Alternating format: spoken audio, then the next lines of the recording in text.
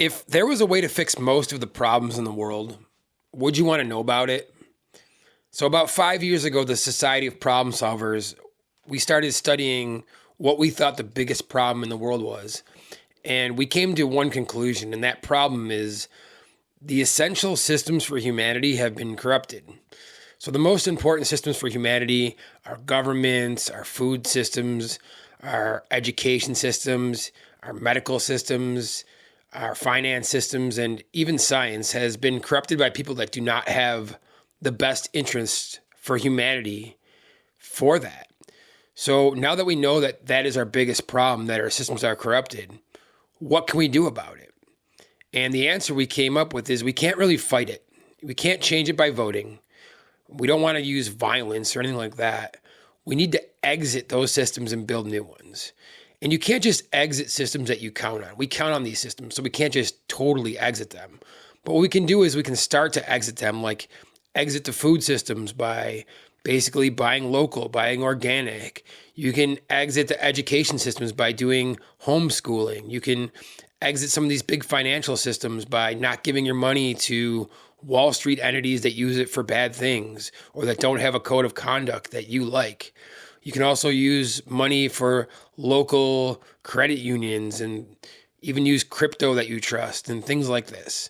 So we can start to exit bad systems and build new ones. But it still doesn't change the fact of how we are supposed to make decisions in groups, because that's the real problem. We elect representatives and those representatives become corrupted. That is the corruption point of our systems, is the representative. Because that's the problem, we have to look at it in a new way. We have to create a new kind of system that runs parallel to our system that holds it accountable.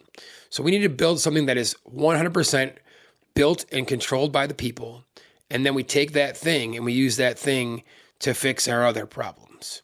The way we do this is we eliminate the corruption point. We eliminate the representative or the leader, because no matter who they are, they're going to be susceptible to being corrupted. All people are corruptible. We have to face that weakness in humanity.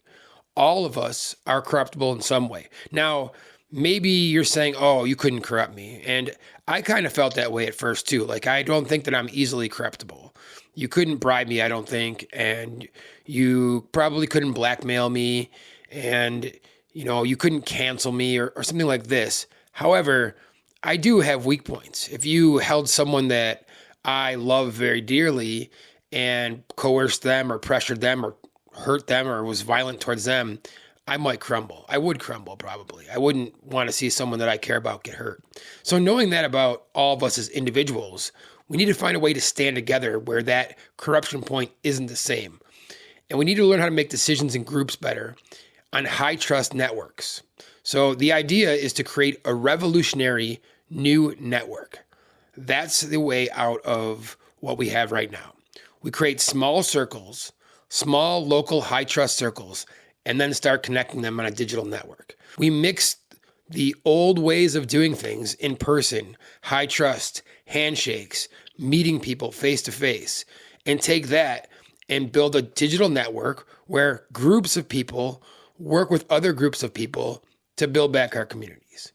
We exit the bad systems, we build the new systems, and then we plug these new systems into the existing ones to fix them and eventually change everything. Right now, our systems are power over people. And the best way that we can get systems to run is if we do power with people. And these are called collective intelligence systems or collective swarm intelligence systems. There are different ways to make decisions in groups that we're not using right now that we need to take a good, strong look at. These new ways of making decisions in groups, they're testable, so we can put them to the test and see how well they work.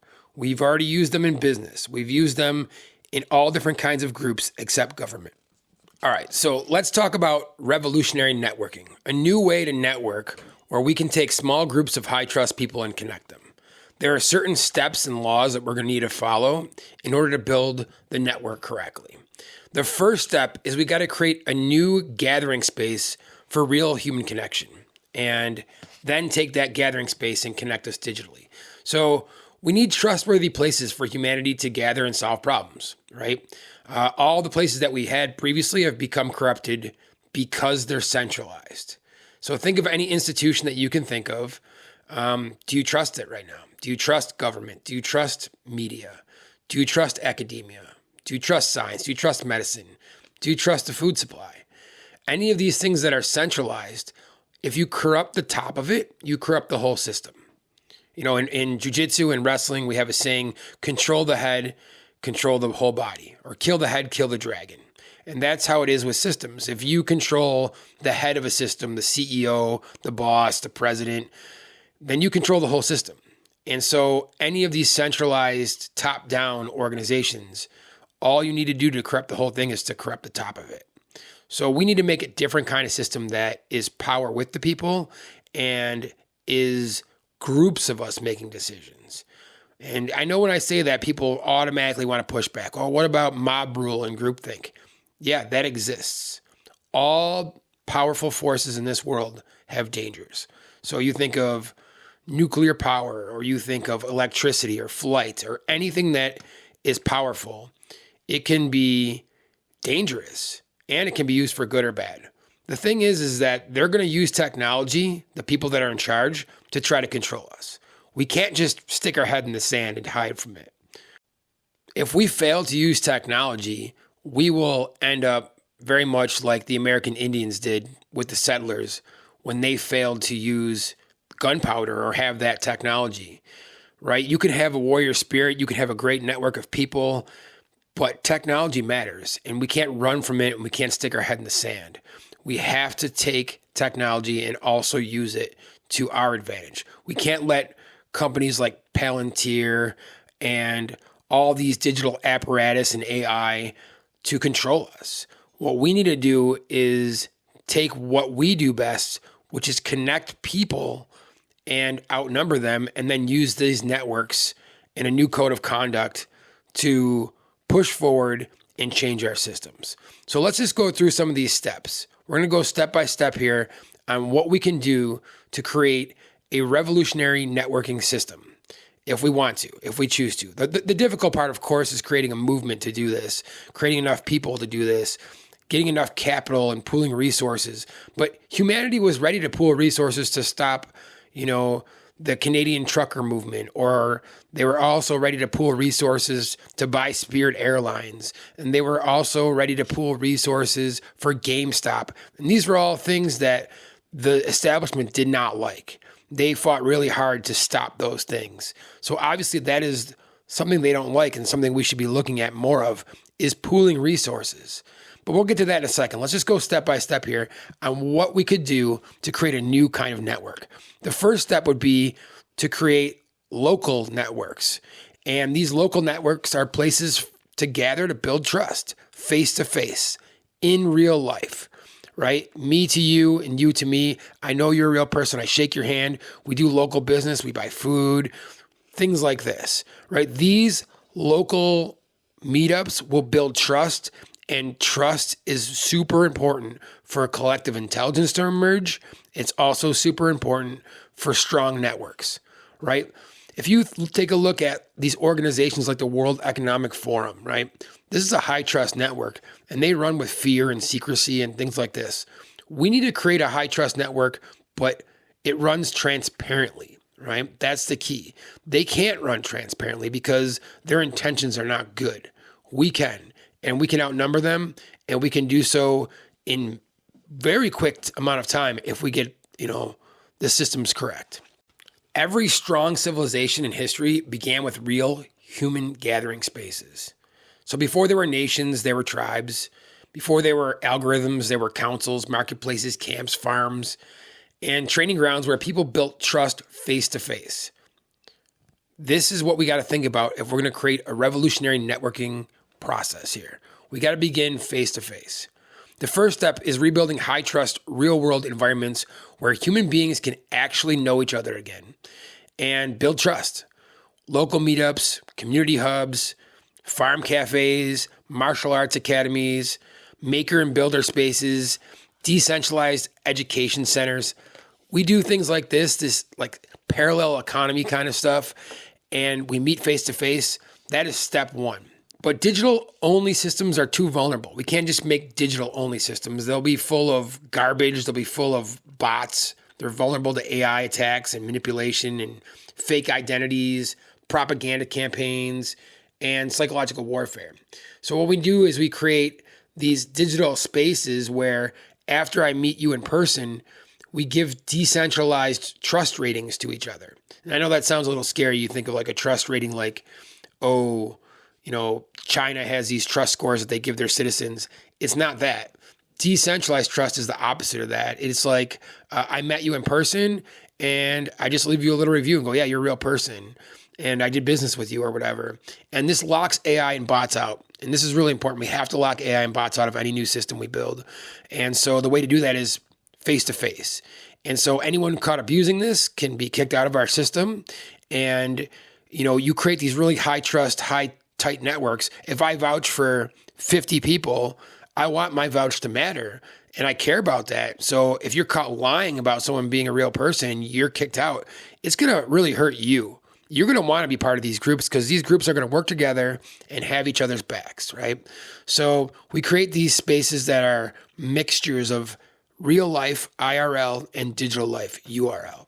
And the strongest networks will be built by people who have looked each other in the eye and shaken hands and worked together, trained together, built together, and proven themselves to one another over time. It's called the iterated prisoner's dilemma. If you're not familiar with what the iterated prisoner's dilemma is, it's game theory. So there's this game theory where basically it proves that if you're willing to collaborate with others, you are able to go much farther in the game than if you try to rip each other off. So people who are willing to collaborate will win. And you win big. Like, you look at it like, okay, there's a finite pie and we're cutting it up and we're all taking a slice. That's not what's happening in a high trust network. In a high trust network, at least the ones that I'm part of, the high trust networks that I belong to, we build a pie together. And then we grow that pie really big and we all bring some ingredients. And in the end, the slice of pie we take is so much bigger than if we would have tried to just rob each other in the beginning. We need to create networks like this and then work with each other, outside of the realms of corporate America. So step one, the first revolutionary act is to rebuild real human connection and trust. Everything we have can be built on top of trust. And it's not esoteric. It's real because when you have trust, then you can do the iterated prisoner's dilemma with each other.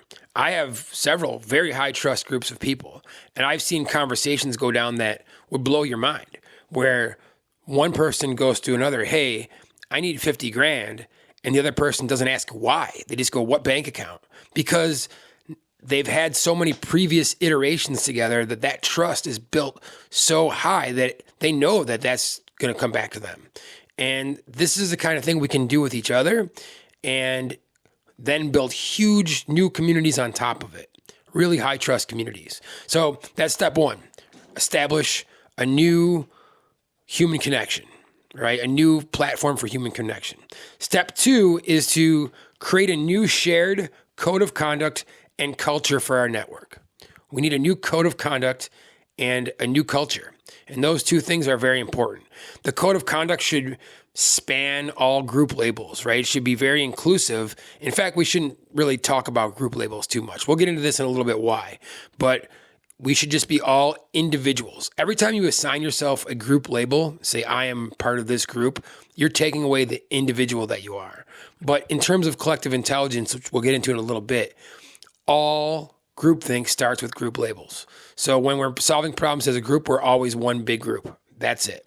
There is no sub-labels when we're solving these problems, unless it's part of the problem, which is very, very rare, by the way, unless you decide to make up these group labels. So we'll get into that in a little bit, but culture is very important as well. Almost all technology starts with a culture change. So we have to have culture comes first. And the example I really like to give is at the end of the 1800s, it was the end of the Wild Wild West. And we changed our culture from the Wild Wild West to something called cleanliness is next to godliness. And from that culture change, some of the best technology advances of humankind came right from that. running water, plumbing, refuse disposal, garbage removal, stop going to the bathroom in the streets and disease. So you change the culture first and the technology followed. And so our culture change right now, one of them should be we should demand systems that are high trust and are not easy to corrupt. And all of our systems are right now easy to corrupt. You corrupt the representative or the top and you corrupt the whole thing. But it doesn't have to be this way. We can change the systems, decentralized, transparent, and we'll get into some of these things in just a little bit here. Most people are, they put their party over their principles, right? I belong to X group, and they don't really have, their principles will change with the party. If you tell yourself, oh, I'm part of this political party, when that political party changes, so do you. Most of the time. That's what happens. Most people do not go against their party because humans want to be part of groups. It's like inherently part of our DNA. We always have wanted to be part of groups because we know when we collaborate in groups, you get the iterated prisoner's dilemma that happens in these groups and you have a better chance of surviving. So we evolved to be collaborators. That's how humans evolved.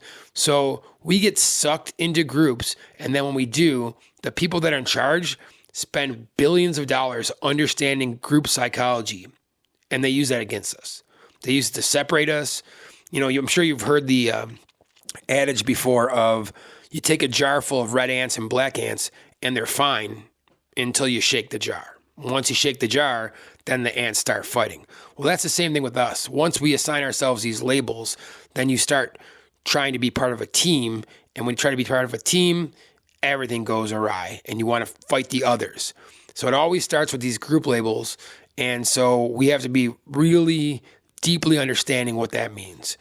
Like why are we fighting over these labels? If we take away the labels and come together as one group, we can solve these problems with confidence scores and get really, really high confidence scores. This is testable. We can use collective swarm intelligence systems and take, things that are very divisive. I give the example of immigration. One political party sees immigration one way and the other political party sees immigration the other way, and you're given these two choices.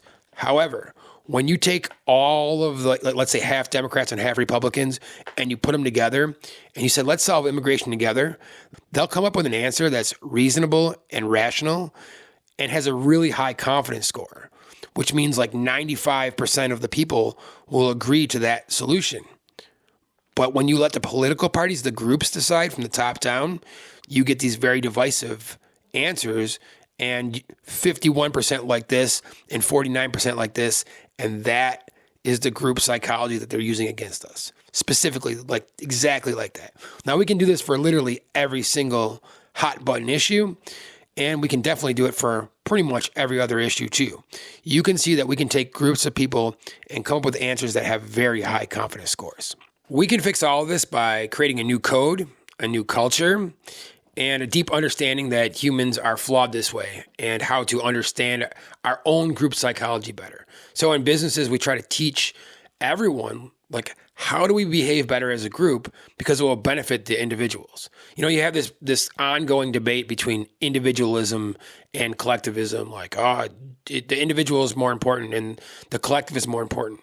They're both important, right? If we look at it as a big picture, both the individual and the group are important. And so it's always constantly zoom in, zoom out. If the individual is not protected with a code of conduct, the whole thing falls apart, right? And if the collective isn't being taken care of, then it's not a good group. Both the whole collective and the individual need to be taken care of with the right systems, the right code of conduct, and the understanding the psychology that goes into getting results for both the individual and the group. So we should not organize ourselves around rigid political identities, ideological camps, or group labels. Instead, we must unite around shared code of conduct that transcends labels entirely. And we can this is a deep rabbit hole, but it's not that complicated. We make systems where when we're solving problems, we're anonymous. I don't know your labels. I don't know your sex. I don't even know your name. You're just your ideas and your answers. And then when we're done solving the problems on the platforms, I know who you are. I know you're a real person. I know you're high trust. I can see that you've met 400 of my friends and done business with 200 people I know. So think of it like Amazon and eBay, right? Those are decentralized platforms for trust. You leave a rating and a review, and it's peer-to-peer. So you have that before you solve problems, but then when you're solving problems, you're anonymous. So that way group labels cannot be used, and you just stand alone as your answers. And then we need a code that's rooted in free and open criticism. So that means, of course, protecting free speech. Individual sovereignty, this is like a must. Each human is sovereign, and we have to respect that.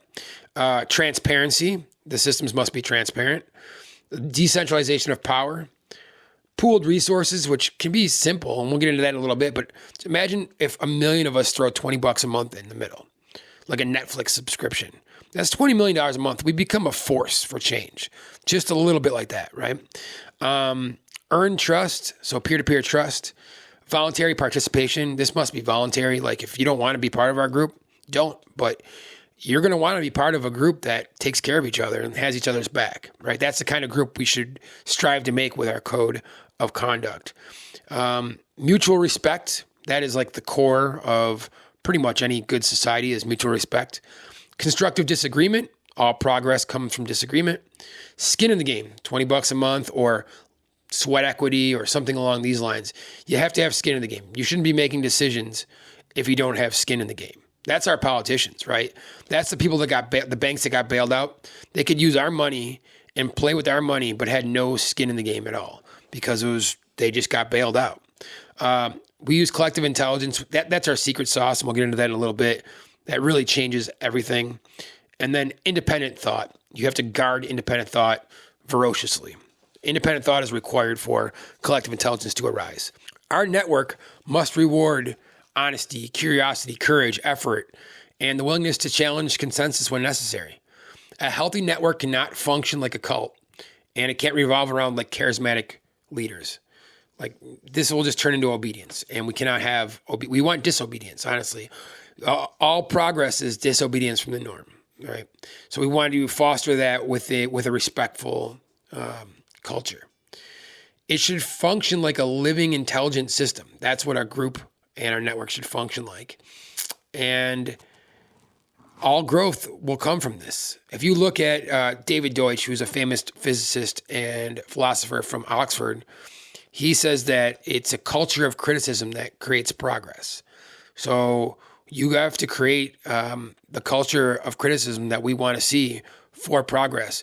However, criticism doesn't mean criticize everything for no reason. No, it means testability. And that's a whole other deep rabbit hole we can get into. Our code of conduct cannot be dictated by rulers or come from the top down. It needs to emerge collectively from the network itself and be protected by the culture of the network. So that's step 2. Step 3, and we've touched on this a little bit already, we're going to pool resources to build strong parallel systems. We need to exit the corrupt systems and build parallel ones. These have to exist outside of government. We don't have a choice. If we pool $20 a month or whatever, or have it open to donations too, which I'd be happy to donate more than $20 a month and let other people control that money. We can prove that like there's a better way to do taxes, basically, right? They take our taxes and representatives get to decide what to do with it, and they rob us. That's what happens. We can just take a small little bit of money and put it in the middle. We don't have to do it like some kind of charity or only build roads. We can start businesses. We can start a new grocery store with our pooled money, and maybe that grocery store tests all the food independently for all different kinds of things, chemicals and all that. We can start our own farms. We can start our own political campaigns. We can accept sweat equity, and people can do work for us from the group and earn more trust that way.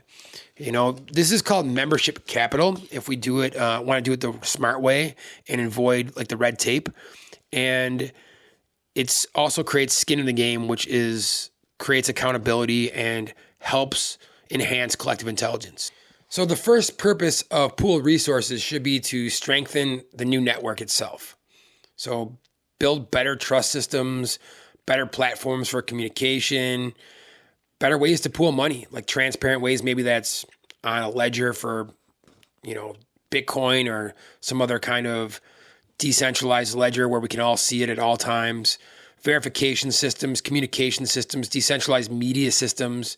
We need education systems too. This is important because we need to all learn how to behave in swarms and in groups, because it's kind of like flying a plane. Like I already mentioned, it can be dangerous, but if everyone is well trained in how to behave in a group, it becomes a lot less dangerous. And it doesn't have to be a lot of money. Like I said, we can just pool small little bits of money and see how we behave. But we've already tested this. This is going to, groups of people, when they have a good code of conduct and a good system, they're altruistic and they're creative and they solve problems amazingly well. And that skin in the game, you put in a little bit every month. It would be like a membership fee or something along these lines. So these private membership clubs, they're a good structure for us to follow, both legally and as a way to pool money and resources, because this is a way that is already established in law. If we try to say, oh, we're going to all be owners of a new company, you have a problem there, because once you get 100 new owners or 200 new owners, we have to deal with the SEC, and that becomes a big problem. It's going to be a lot of red tape. So a private membership network, if we create one of these, will be able to be easily implemented quickly. And we can donate, like I said, more money, but you just have some kind of small set fee to become a member. You have some kind of requirement where you have to meet in person sometimes to verify that you're a real person and not an AI or bot in a decentralized way. And once people see how well this works, tons of people will donate more money, especially if you have certain crypto as a part of it. People will donate Bitcoin, and people want to see decentralized systems work. I mean, just look at Spirit Airlines, how many people donated to that, or look at how many people were on the GameStop movement or the Canadian trucker movement. Whether or not you agree with it or not is not the point. People were willing to donate and get behind groups of people combating, centralized structures. And we can do this in a much, much better way. But first we need tools, and those tools should be building a system, building a platform. And the skin in the game will keep the AI and bots out too. Like AI and bots, if they're paying us $20 a month, we'll take their money and we'll be able to figure out pretty easily that they're fake, because, we'll see that they don't connect to any of our friends and we'll be like, who are these people? So we pool resources and use them in a transparent way, like on a blockchain. And then we turn into a real force for change. Like $20 million a month is a force for change. $10,000 a month, if done wisely, is a force for change. And it will be wise because we'll be doing it as a group.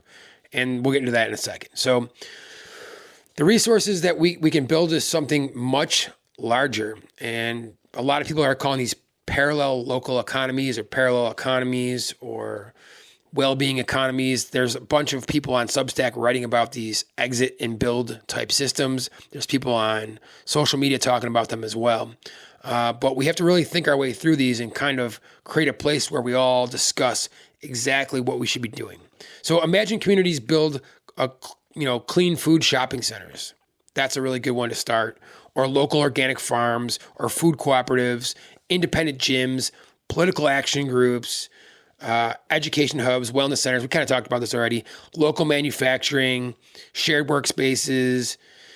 These can then be connected or turned into money makers. We can make money, put the money back into the pool, back into our decentralized hubs, and then keep that money growing and spread out amongst many of us. It shouldn't be centralized. Our money should be transparent, but spread out among many nodes, many small circles that are connected. So maybe there's one circle, let's say in Pittsburgh, and that's our farming circle. And then in Buffalo, we're the tech hub, whatever. We have these different circles and we connect the circles together. A society that can't feed itself, though, or educate itself, or communicate independently, or coordinate locally is not really sovereign or free. So we have to make the system that we're going to operate on first.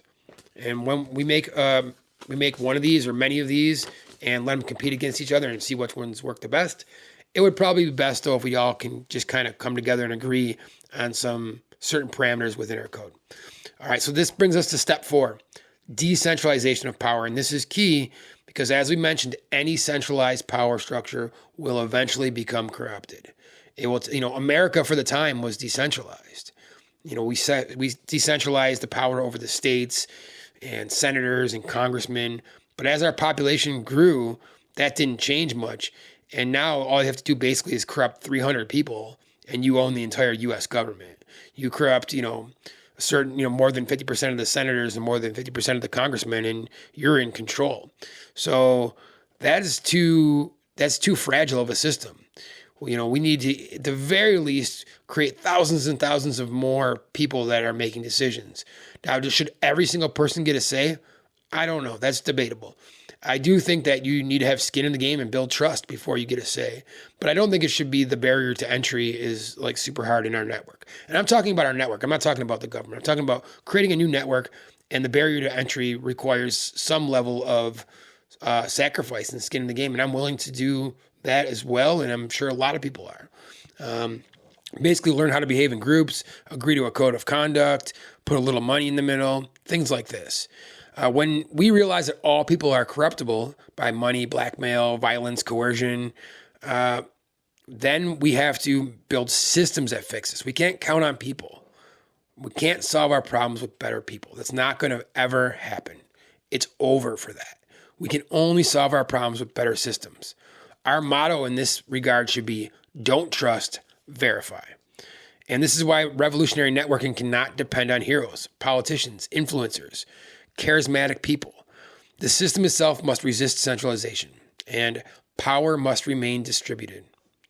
Authority has to be with the local circles as much as it is with anyone else, okay? We can have coaches. We can vote to have coaches or guides. We can have top-down entities that work for the greater group.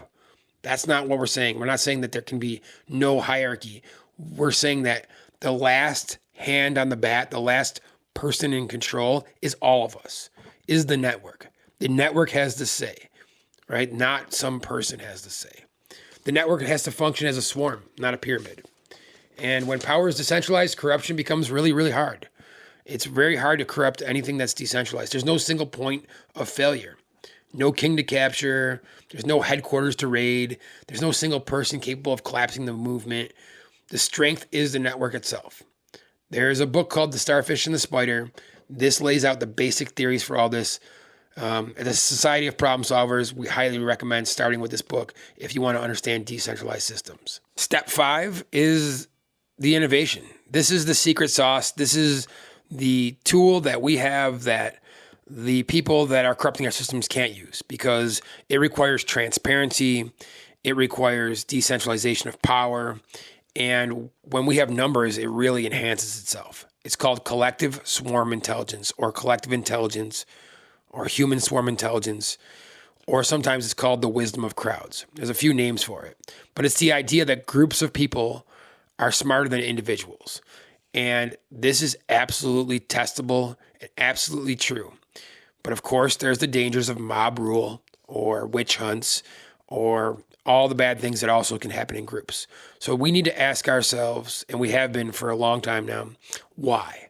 Why is it that sometimes groups of people can be amazing? We can be awesome. We can do all kinds of things. We can change skylines of cities and put people in outer space and cure diseases and build nations, write the Constitution. We can do all kinds of things like this. But also we can sometimes start wars and hurt each other and all these horrible things. And it comes down to really understanding group psychology and group dynamics and what systems we use. When you remove group labels from a whole group, you can never get to tyranny, because tyranny always requires a group label. It requires the others, the witches, the blacks, the whites, the Christians, the Muslims. It requires the others. And if we are just one group, one network that includes all the labels and doesn't use the labels while we're solving problems, there can never be tyranny. It doesn't exist. Those group labels are a requirement for tyranny. And then on top of that, there's a lot of different things you can do to do fail-safes to make sure that mob rule isn't reached. Every person can have basically a button they hit and say, hey, this is a warning. We think this is tyranny. And if it hits a low threshold, we stop what we're doing and examine it. We also use confidence scores, like I said. We use confidence scores, and we use a constitution or a code that protects the individual. But confidence scores avoid voting, and voting is not the best way to make decisions in groups. Swarm intelligence is. And you can use swarm intelligence a bunch of different ways. There's a bunch of systems that exist Dr. Rosenberg has amazing systems. James Surowiecki wrote a book called The Wisdom of Crowds. He talks about like the fundamental principles needed for collective intelligence to arise from groups. But this is all very real, very testable.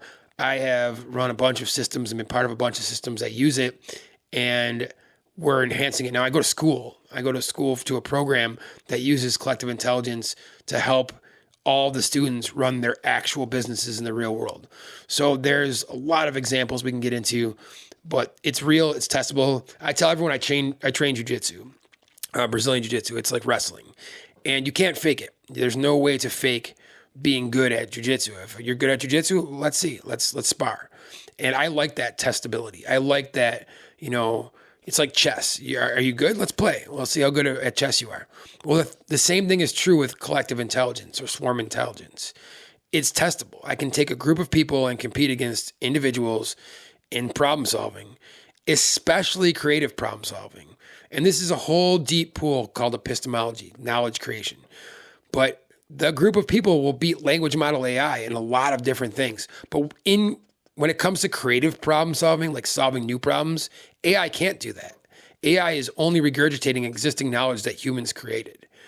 Collective intelligence is the best way, the fastest way for people to create new knowledge, and the way to do it with the least amount of fallibility, if we have the right systems. So there's so many benefits to collective intelligence, and most people have never heard of it or don't understand how to do it.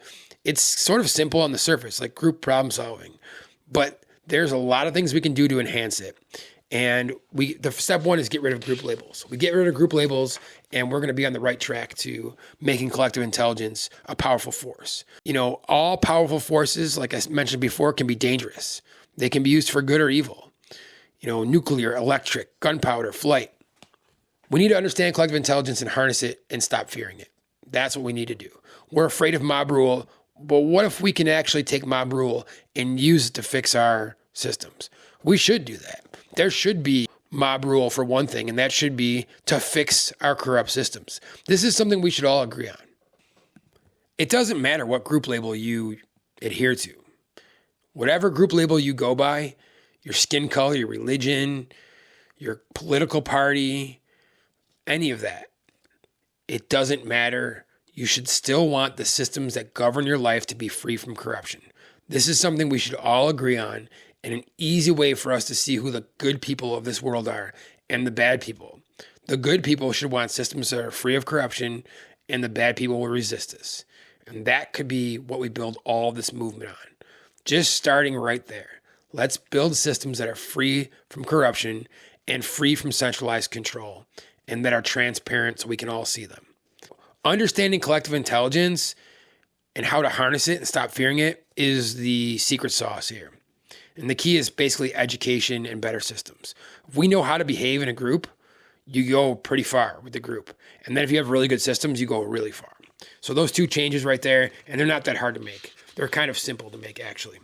Just like you wouldn't fly a plane without training, you shouldn't operate a group of people without training, because of the fact, especially when there's money involved, because the fact that group it's a force now. However, the things that we need to avoid and things that we need to do to make that group work are not that complicated. They just require training. Humanity is now entering a new phase. That's what's happening. We're entering a new phase where we are needing to create swarms of people, groups of people, circles of people that connect to other circles. And for the first time in history, we have the technology that allows us to do this. So we can coordinate at a scale as big as a city, as big as a state, as big as a nation, as big as the whole world. We can coordinate a lot better than we're doing right now, as long as we have a code of conduct, a culture, and good systems. And this is why the architecture really matters, and how we build these systems really matter, and who controls the systems. It must be the people. We, the people, must control all of our own systems. The future is going one of two directions, right? The future is either going to be hyper-centralized technocracy, where they have total control of us. They would watch us with flock cameras. They use AI to make decisions, maybe hurt us, maybe turn our food and power off. Or it's going to be decentralized human swarm intelligence. Those are the two options. So the options are not left and right. The options are centralized or decentralized. The options are collaborating with each other or being controlled by the top-down people in power, and looking at this in a totally different way. There's no middle ground. That middle ground is going away, and we don't have much time. Step 6 is we gamify all of this, and this way it encourages participation. So this is how we mix individualism with collectivism, right? The individual can play the game and win. I mean, that's like what a free market's supposed to be. If you're putting in more effort or more money or things like this, you should be able to progress. So that is, but at the same time, the whole collective matters. We should still take care of the weakest people in our systems and our societies and help raise those people up. And we should base everything on metrics, just like a game. Like, how are we doing right now? If we took a measurement of our society right now and picked homelessness or drug abuse or whatever, if we actually measured it, we would see that we're playing the game pretty poorly, right? Like, we decide to throw people in jail for possessing drugs, and more people are dying now from drug overdoses than they were 30 years ago. Well, we're failing on every objective that we're trying in the game, and we should be able to pivot. And right now, our legacy systems don't allow us to pivot. So we need to gamify this, and we can create ways where people can participate in all these systems, not just politics or not just government, but also business. There's a lot of different ways that we can change all the systems around us where people are involved and using their collective intelligence to create new knowledge, which is the most important thing we can do, by the way, is create new knowledge for humanity, and then use that knowledge to fix the problems around us with better systems. So revolutionary networking must be different than everything we've already tried. It should feel like alive, like you want to be part of it. You want to participate and collaborate and grow with your neighbors and our nation and our states and all of that. It's almost like building like a real world sim city together. We can start somewhere small. Start anywhere. I'm in Buffalo. We can start in Buffalo. Or if you're somewhere else and you have a good network, we can start there. We can start 2 or 3 places and test it out and see how it works and then watch it spread. But what we need to do is have a common system and a code. Those are the 2 things. Like, again, step 1 and 2 is change the culture there and the code and meet in person. Communities should be able to watch projects evolve in real time. We should be able to pool resources comfortably and know that we're not being robbed, solve problems together in groups. And maybe collective swarm intelligence isn't the best way, but it's a lot better than all the ways that I've ever seen. I can promise you that. And I'm not the only one. There's a lot of books. There's a great book called Nobody is Smarter Than Everybody by Rod Collins. And he was running billions of dollars through his businesses by bringing everyone together and having them solve problems in groups. He was not telling them what to do. They were telling him what to do. I have similar stories. Not as big of a scale, but still pretty big scale with hundreds of people solving problems together.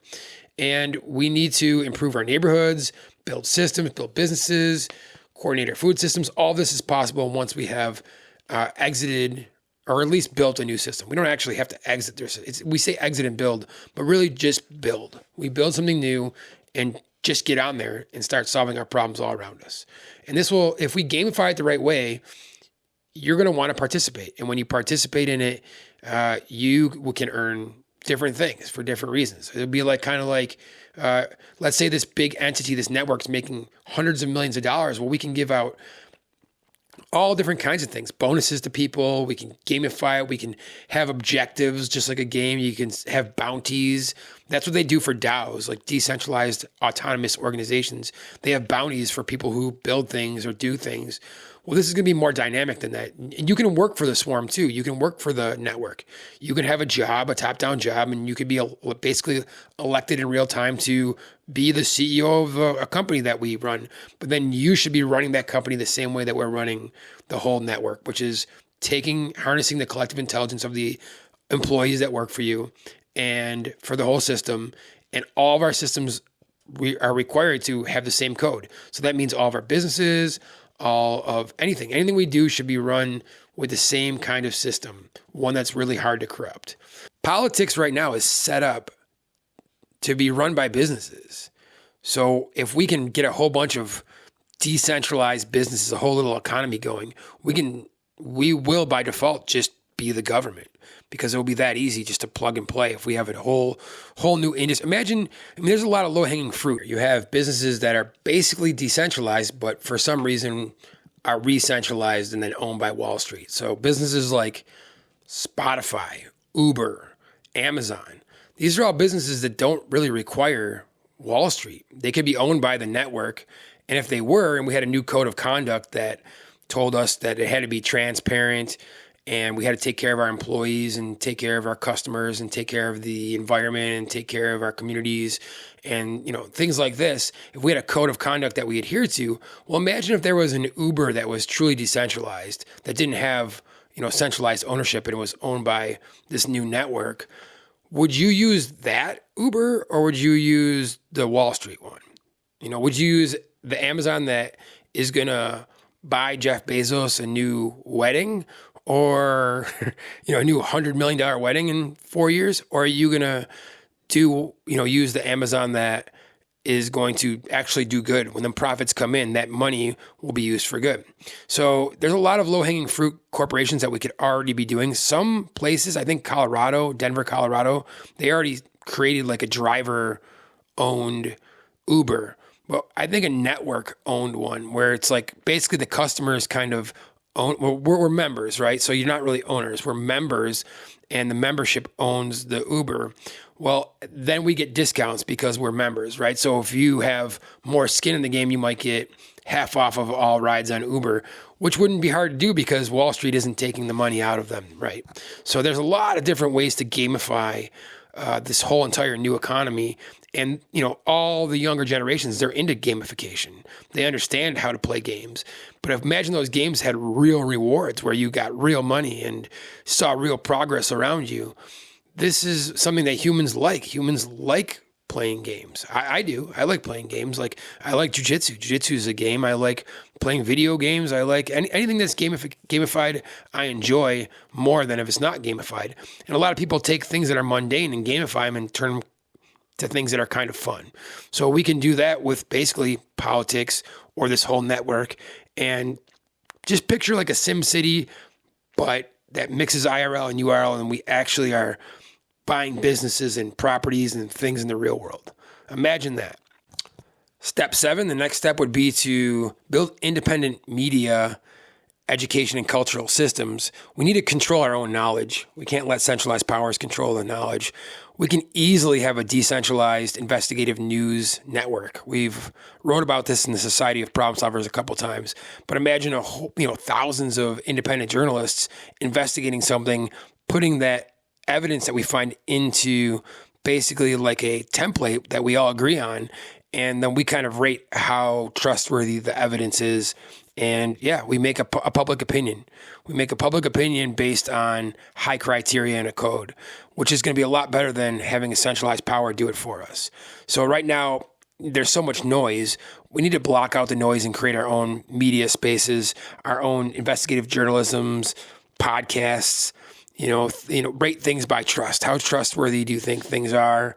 And put them all together into a new space that is protected, that can't be so easily corrupted, because mostly all of the spaces that we currently use are centralized and thus easy to corrupt. If centralized systems control information, they control the perception, the angles, then they control reality itself. And we cannot allow them to do that anymore. A free civilization requires independent channels of communication and education to arise. And we can come up with way better ways to do that than we currently have. And the last step here is just to reiterate, we have to protect individual sovereignty. This should be with the code of conduct that we talked about earlier, but it needs its own step to make sure that individual sovereignty is protected. So every major advancement in human history began with individuals willing to challenge consensus and deviate from the crowd. Independent thought is not a threat to a healthy swarm. It is the fuel source of intelligence itself. So this network must protect dissent. It must reward curiosity.